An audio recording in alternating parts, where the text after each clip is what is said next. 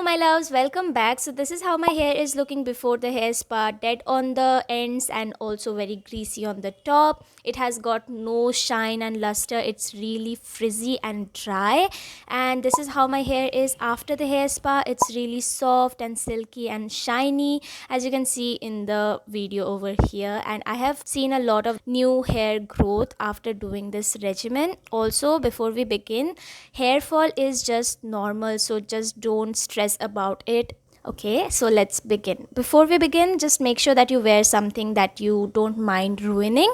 And first step is to just brush away all the tangles from the hair, because you don't want knots, because jitne knots hoge utne hair breakage honge, and that's not good, right?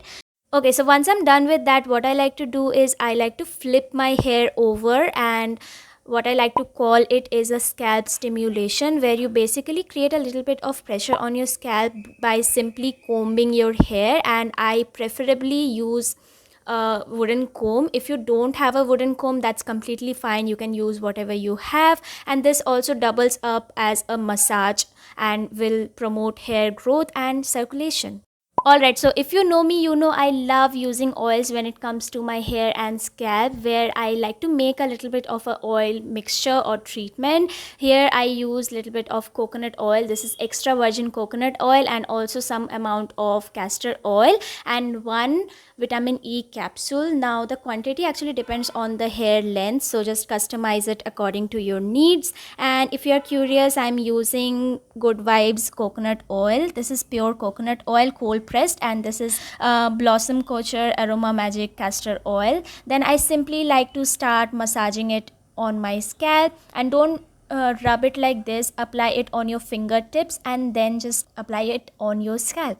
Now the best part over here is, since you have already increased the blood circulation on your scalp, you don't need to spend extra time on massaging. And make sure to apply like a generous coat of oil on the ends of your hair, because that's where our hair gets more damaged. And then whatever is left on your hands, just apply it on the length of your hair and be good to go.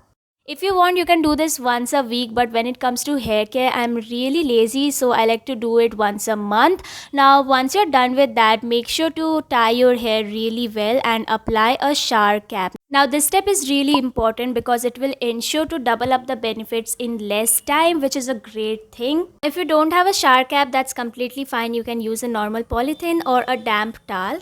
So, during the waiting period, what you can do is get your work done, or mindlessly scroll on your phone, or snack, or my favorite, that is wait and relax. Alright, so after that amazing relaxing session, I just washed my hair with a shampoo and a last hair rinse. I don't like to use a conditioner, so I just skip it. For my shampoo, I'm still using the Sunsilk Blue one. I'm not really that picky about my hair care products, so yeah. Now the hair rinse that I made actually made a huge difference in the hair texture. So let me just quickly show you the recipe of this, because you really need it.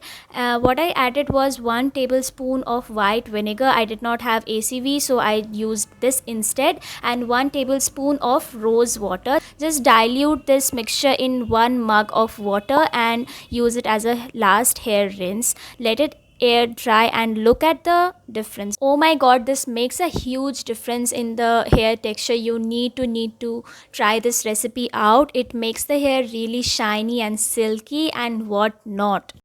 So that was it for today's video. I hope you liked the video. If you did, then please don't forget to like, share, subscribe. Thank you so much for watching the video, and I'll see you guys in my next one. Bye. Oh, and also, by the way, this was not the first try.